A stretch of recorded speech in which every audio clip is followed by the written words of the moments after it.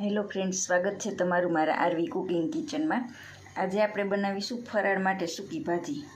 તો સૂકી ભાજી બનાવવા માટે મેં આ 4 મીડિયમ સાઇઝના બટેકા બાફી અને એમના નાના ટુકડા કરી લીધા છે અને અડધા લીંબુનો રસ કાઢીને રાખ્યો છે અને 4-5 પત્તા લીમડાના, એક મરચાંમાંથીને અડધું મરચું કાપીને રાખ્યું છે અને અડધું ઝીણું ઝીણું સમારીને રાખ્યું છે અને એક નાનો ટુકડો આદુનો ખમણીને લીધો છે।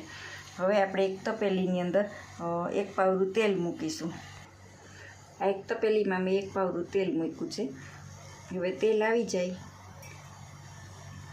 પછી આપણે એમાં આ બધો મસાલો ઉમેરીશું।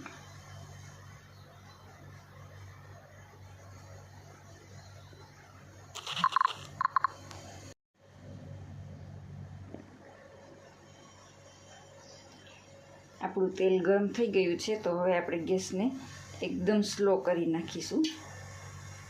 હવે એમની અંદર આપણે થોડીક હળદર મૂકી આ લીમડાના પત્તા મૂકી દઈશું અને આ બધું જ આપણે એમાં ઉમેરી દઈશું।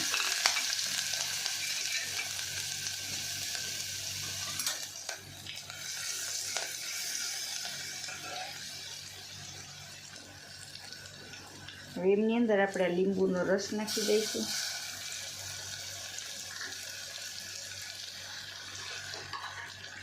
અને બટાકામાં બાફવામાં નમક નહોતું નાખ્યું એટલે આ નમક નાખું છું હું। આ ફરાળી નમક છે, સિંધાલું જેને કહીએ છીએ, તે અડધી ચમચી નાખું છું।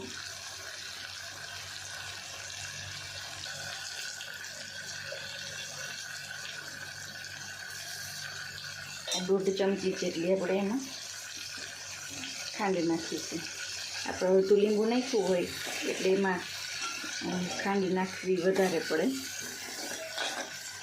આ બધો જ મસાલો આપણે આમ જ ધીમા ગેસે મિક્સ કરી લઈએ અને એમાં 5 ચમચી જેટલો મરીનો પાવડર ઉમેરીશું।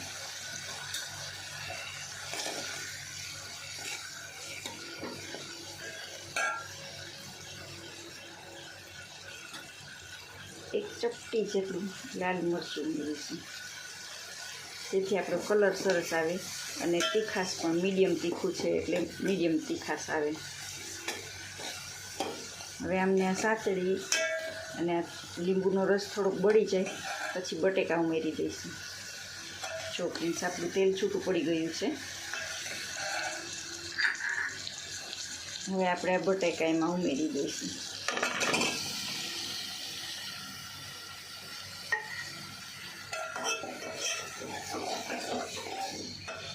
ઉપરથી બધો મસાલો ઉમેરીએ તો બધું જ બટાકામાં ચોંટી જાય અને સરસ મિક્સ નથી થતું। તો આપણે આવી રીતના સૂકી ભાજી બનાવશું તો સરસ તેલ છૂટું પડી જશે અને મસાલો સરસ રીતે ભળી જશે બધું। હવે આપણે ગેસની ફ્લેમ થોડી ફૂલ કરી દઈશું અને સરસ રીતે મિક્સ થઈ ગઈ છે। હવે એમાં આપણે ઉપરથી અડધી ચમચી ધાણા જીરું,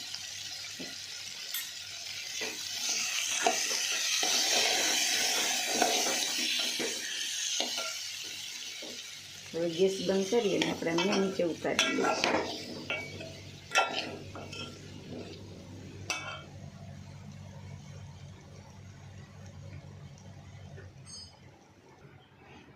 તો તૈયાર છે આપણી સૂકી ભાજી।